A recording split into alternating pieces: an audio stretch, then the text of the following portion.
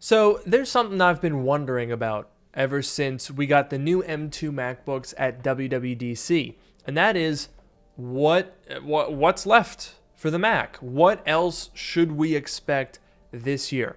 Well, today we're going to break down all of the rumors for all of the Macs, and we're going to try to figure out what we should expect over the next couple of months. So buckle up, get subscribed, leave a like down below, and let's get started.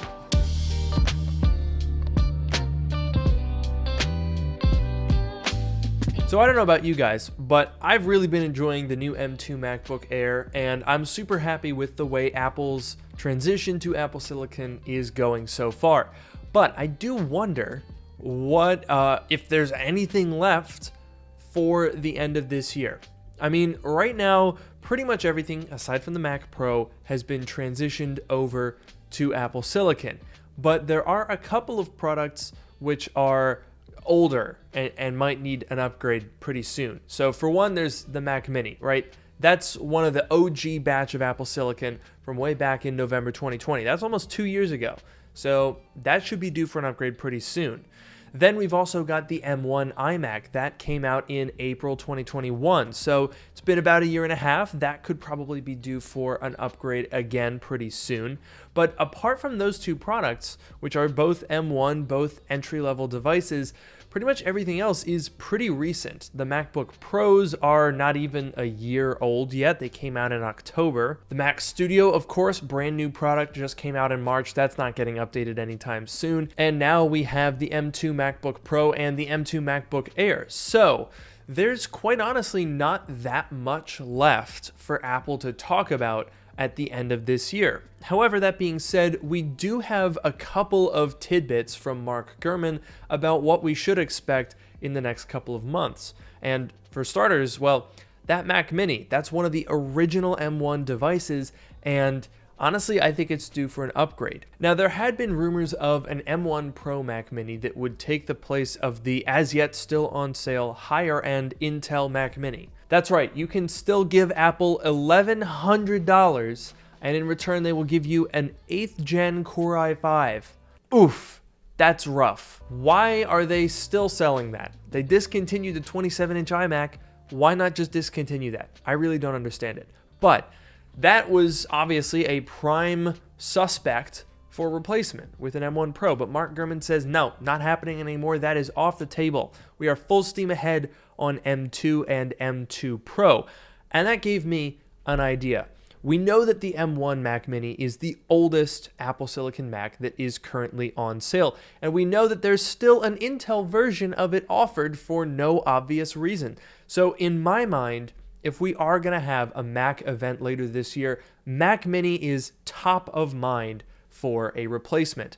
And it would honestly make sense that we didn't get a replacement Mac Mini at WWDC if Apple wants to have it come out with M2 and M2 Pro at the same time. Now, unfortunately, for those of us that have been anticipating a redesign of the Mac Mini, Mark Gurman says it's not gonna happen. He said that the Mac Mini refresh is not gonna be getting a new design in the near future. And to be honest, that does make sense. I mean, look at the Mac Studio. The Mac Studio is the Mac Mini design, but modified to make it taller. So it would be weird for Apple to launch that $5,000 product and then change the design language on the cheaper one like a couple of months later. But I'm honestly really hoping that we do get that Mac Mini and that it does have an M2 Pro option, because honestly that was a hole in Apple Silicon's desktop lineup that I think needs to be plugged. You can get a normal M1 chip, you can get M1 Max, you can get M1 Ultra, but there hasn't been anything in that like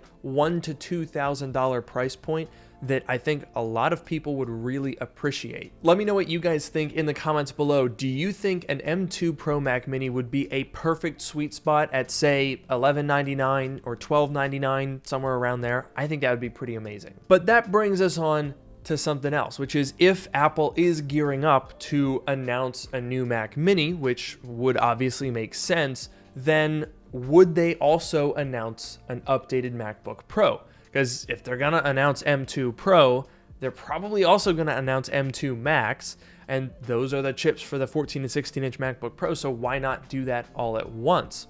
Well, according to Mark Gurman, the M2 Pro and Max could fall somewhere between the end of this year and early next year. He says that 14 and 16-inch replacements with the updated M2 processors are already on the way, and that the rest of the feature set of the machines are basically going to stay exactly the same. And honestly, that's to be expected. You can basically imagine that this is going to be a lot like what happened with the M2 MacBook Pro. It's just straight up going from M1 to M2. So we got to talk about how the M2 lineup is going to handle their graphics, because as we saw with the M2 chip versus the M1 chip, the graphics were the big gains because we went from 8 to 10 cores. The way the Apple Silicon GPUs work is they're basically organized into clusters of 8 on the M1 lineup, and that's because at its very base form, the basic M1 chip has an 8-core GPU. So that's why we get 16, 24, 32, 48, and 64. They're all multiples of 8. So what would that mean for the M2 lineup? Well, I would imagine that the M2 Pro will have 20 GPU cores and the M2 Max will have 40. And then that would mean the M2 Ultra would have 60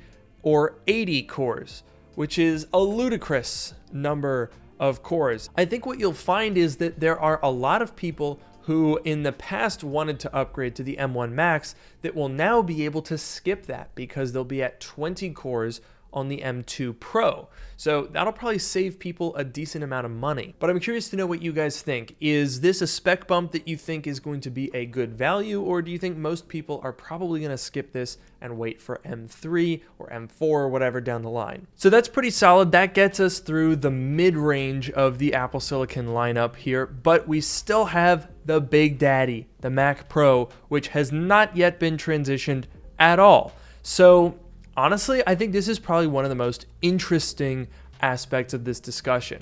Mark Gurman has talked about how Apple apparently had an M1 based Mac Pro ready to go earlier this year. And you're probably like, what? They just sat on it and just let that stew over and then said, never mind, let's wait. Well, think about it.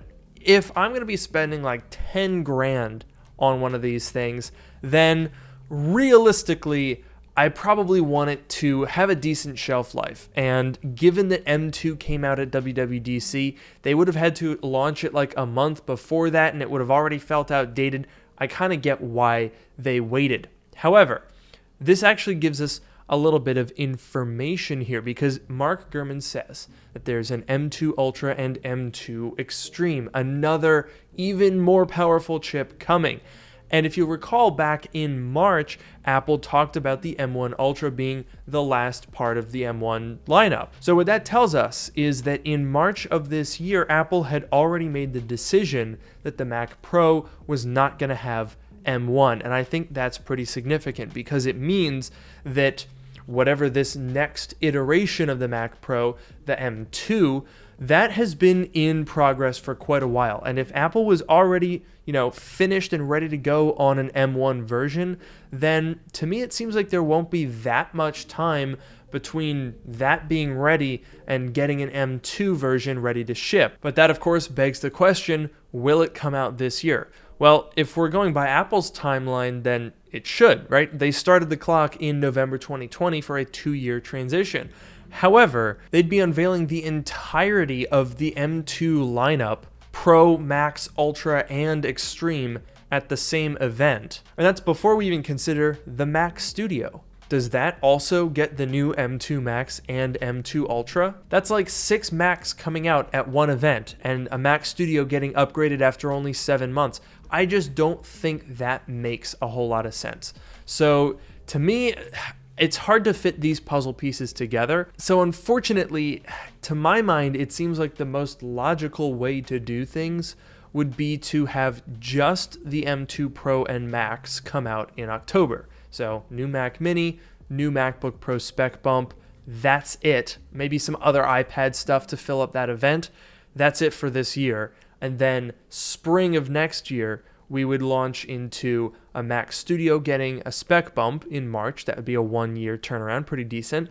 And then also getting the Mac Pro. There's also additional things like the iMac Pro, which is apparently making a return with Apple Silicon, as well as a 15-inch MacBook Air, or MacBook no suffix, that we could probably expect later in 2023. But again, those are still pretty early stages. So it's going to be an interesting couple of months. We've obviously got the iPhone event coming up next month, so that's something to be excited for. But after that, we've honestly got a pretty big wild card here. I think it would be weird if Apple doesn't do anything else with the Mac, especially with the M2 being seemingly a minor placeholder generation while we gear up for TSMC's new generation 3nm process. So my money would be on there being more Macs released this year, but I wouldn't necessarily be expecting anything super crazy. But I'm curious to know what you guys think. Leave a comment down below letting me know what you're most excited for. And of course, make sure to get subscribed and leave a like down below. And I'll see you guys in the next video.